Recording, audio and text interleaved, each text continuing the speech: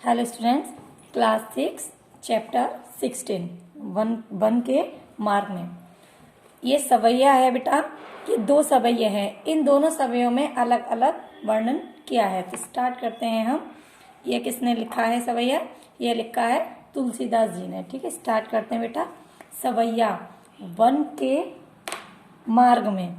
तो इस चैप्टर में सीता जी, राम जी और लक्ष्मण जी का वन गमन करते हैं उस समय का वर्णन किया गया है कि जब अयोध्या नगरी से सीता जी निकलती हैं, अपने कदमों को रखती हैं, तो उनकी हालत कैसी होती है। क्योंकि जब वह रास्ते में चलती हैं तो जगह जगह पर कांटे पड़े होते हैं, तो उनकी हालत कैसी होती है, कैसी स्थिति होती है उनकी। तो यही बात इस चैप्टर में बताई गई है। स्टार्ट करते हैं। पुरते निकसी रघुबीर बधु, धरि धीर दय मग में डग द्वय। पुर मतलब नगर, नगर रघुबीर बधु का मतलब है सीता जी। सीता जी धीर धारण करना, सॉरी धीर का मतलब होता है धैर्य, धीरज रखना, और धरि मतलब धारण करना। जैसे ही ते मतलब जैसे ही नगर से सीता जी निकली, जैसे ही अयोध्या नगरी से रघुबीर बधु मतलब सीता जी निकली, तो वह जैसे ही उन्होंने अपने मन में धैर्य धारण करके दो कदम आगे रखे, दो कदम आगे रखे। जब सीता जी अयोध्या नगरी से बाहर निकली और उन्होंने अपने मन में धीरज धारण करके दो कदम मार्ग में रखे। झलकी भरी भाल कनी जल की, पुट सूख गई मधुराधर बे। मधुराधर, ये देखिए बेटा, यहाँ पर संधि हो रही है दो चीजों की। मधुराधर, मधुर और अधर। मधुर, यहाँ पे मधुर का मतलब है होठ, होठ, सुंदर होठ, और अधर का मतलब है सुंदर, सुंदर होठ। कनी का मतलब है यहाँ पे बूंद। झलकी भरी भाल कनी। और जैसे ही वे नगर से बाहर निकली और मार्ग में उन्होंने अपने दो कदमों को रखा, तभी उनके माथे से जल की बूंद, जल यहाँ पे पसीना, सीता जी के जो पसीना है उसको क्या कहा है? जल कहा है। तभी उनके माथे से एक जल की बूंद, पसीने की बूंद झलक उठी। पुट सूख गए मधुराधर वे, और पुट मतलब पात्र, और उनके पात्र के समान सुंदर होठ सूख गए। उनके माथे से पसीने की बूंद झलकने लगी और उनके पात्र के समान, पात्र होता बर्तन, पात्र के समान जो होठ हैं वह सुंदर होठ बहुत बुरी तरह से सूख गए। फिर बूझती हैं चलो अब केतिक पर्ण कुटी किरेहों कित है। मतलब फिर बूझती हैं, फिर बूझती हैं। बूझती का मतलब होता है पूछना। फिर वह पूछती हैं, किससे पूछती हैं? श्री रामचंद्र जी पूछती हैं, चलो अब केतिक पर्ण कुटी करिहों कित है।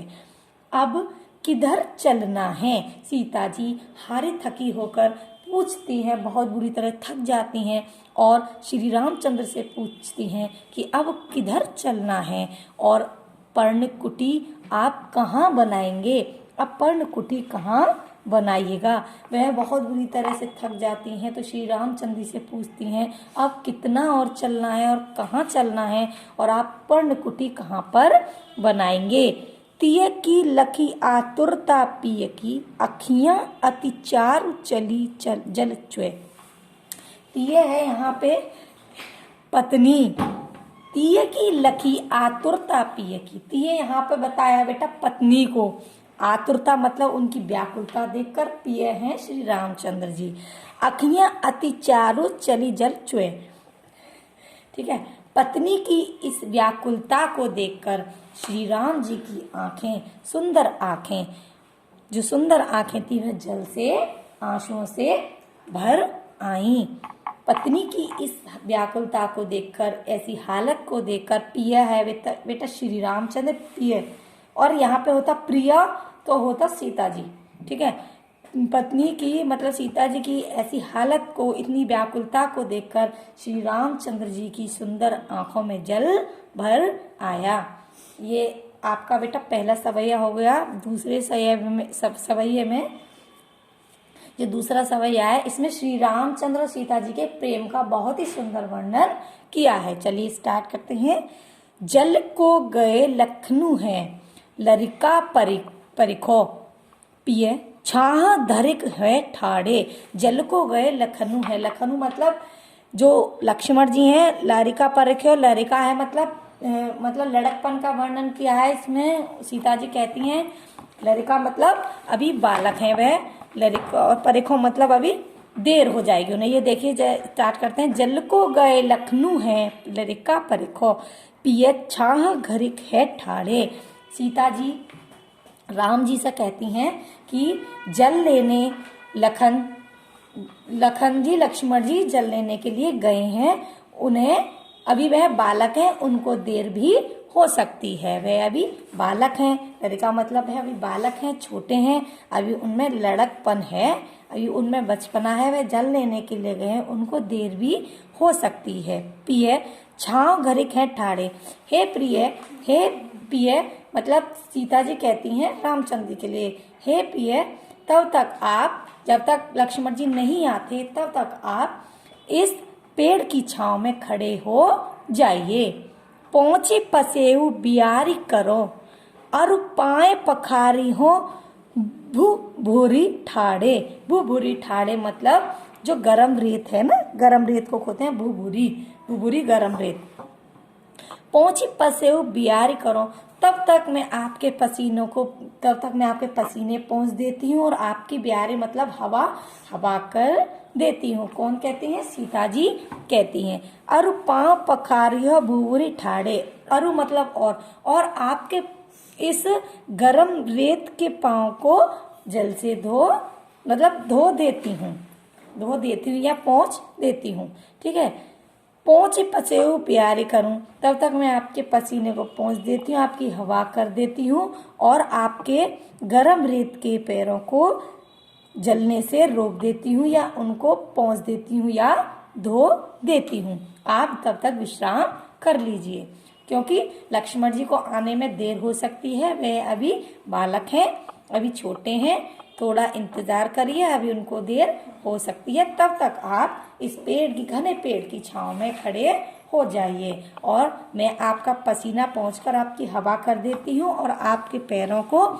गरम रेत से पोंछ देती हूँ या जल से धो देती हूँ। तुलसी रघुबीर प्रियाश्रम जान के बैठी, बिलम लोकंटक काढ़े, जानकी नाको नेक लख्य पुलको तनबारी बिलोचन बाढ़े। ठीक है, अब तुलसीदास जी क्या कहते हैं? यार रघुबीर प्रियाश्रम, रघुबीर कहा है यहाँ पे श्री रामचंद्र जी को, और प्रिया किसको कहा है? प्रिया कहा है सीता जी को श्रम। मतलब तुलसीदास जी कहते हैं कि श्री रामचंद्र जी यह जान बैठे, तुलसीदास जी यह जान बैठे हैं कि कहीं सीता जी थक तो नहीं गई, क्योंकि जब उन्होंने यह बात कही कि आप खड़े हो जाइए, मैं आपके पैरों को धो देती हूँ और पोंछ देती हूँ इस गर्म, तो वह उनके मन में यह बात उभर के आई कि कहीं ऐसा तो नहीं है कि सीता जी कहीं थक गई हों। तुलसी रघुबीर प्रियाश्रम जान के बैठी, श्री रामचंद्र जी यह जान बैठे कि कहीं सीता जी थक तो नहीं गई, और वह बैठी विलम्ब लो कंटक काढ़े, और कुछ समय के लिए श्री राम जी अपने पैरों के कांटों को निकालने लगे कि सीता जी को कुछ आराम मिल सके। ठीक है, जानकी नाह को नेह लख्यो पुलको तनुबारी बिलोचन बाड़े, तो वह अपने आप ही स्वयं कांटे निकालने लगे, क्योंकि वह यह समझ रहे थे कि कहीं सीता जी थक तो नहीं गई, इसलिए वे अपना काम स्वयं करने लगे, और सीता जी को उन्होंने एक तरफ बैठा दिया। तो जानकी नाह को नेक लख्य पुलको तनुबारी बिलोचन बाड़े। देखिए, इसमें बताया कि श्री रामचंद्र जी का अपने प्रति ऐसा प्रेम देखकर, क्योंकि अपना स्वयं काम अपने प्रति ऐसा प्रेम देखकर सीता जी का रोम रोम खिल उठा, सीता जी का शरीर पुलकित हो उठा, खिल उठा, और उनकी आंखों में से अश्रु की धारा बहने लगी। एक बार और बता देती हूँ बेटा मैं। तुलसी रघुबीर प्रियाश्रम जान के बैठी, विलंब लो कंटक काढ़े। तुलसीदास जी कहते हैं कि श्री रामचंद्र जी यह जान बैठे कि सीता जी थक गई हैं और वह अपने कुछ समय के लिए अपने पैरों से कांटे स्वयं निकालने लगे। जानकी नाको नेक लख्यो पुलको तनुवारी विलोचन बाढ़े। तो श्री रामचंद्र जी के अपने प्रति प्रेम, ऐसा प्रेम देखकर, अपने प्रति ऐसा प्रेम देखकर सीता जी का शरीर पुलकित हो उठा, रोम रोम उनका खिल उठा और उनकी आंखों में अश्रु की धारा बहने लगी। तो बेटा ये सवैया बहुत ही अच्छा है बेटा, ये इम्पोर्टेंट भी है पेपरों के लिए, तो इसलिए आप अच्छे से इसका जो देखिए, इसमें जो एक एक वाक्य है, एक एक शब्द है, इसमें से अर्थ अपने आप ही निकल के आ रहा है। वैसे मैंने इसमें लिख दिया है, इसके जो शब्द अर्थ हैं आपके पास मैं सेंड कर दूंगी 1 के मार्क में। इस सवई को आप अच्छी तरह से रीड करीजिए, ठीक है, रीड करिए। अगर आपकी समझ में नहीं आता है तो बेटा मुझसे कॉल करके पूछ लीजिएगा। वैसे आप बच्चे कोशिश करें स्कूल आने की, स्कूल खुल चुके हैं आज से, सॉरी खुल चुके हैं नहीं, खुल गए हैं, आज से स्कूल खुल गए बेटा। सभी बच्चे आने की कोशिश कीजिए ताकि मैं ज्यादा से ज्यादा बच्चों को मैं बता सकूं, आप मुझसे पूछ सकें, ठीक है बेटा। अगर आपको कोई और प्रॉब्लम होती है इस सवैये में तो आप मुझसे कॉल करके डायरेक्टली पूछ लीजिएगा। और इसकी एक्सरसाइज है, एक्सरसाइज में कुछ भी नहीं है, ठीक है, फिर भी आप इसे करने की कोशिश कीजिए, कुछ भी नहीं है इसमें ज्यादा करने लायक, मैं आपको बता दूंगी, ठीक है। इसके क्वेश्चंस हैं, इनके आंसर्स मैं आपको सेंड कर दूंगी, ठीक है बेटा। Thank you.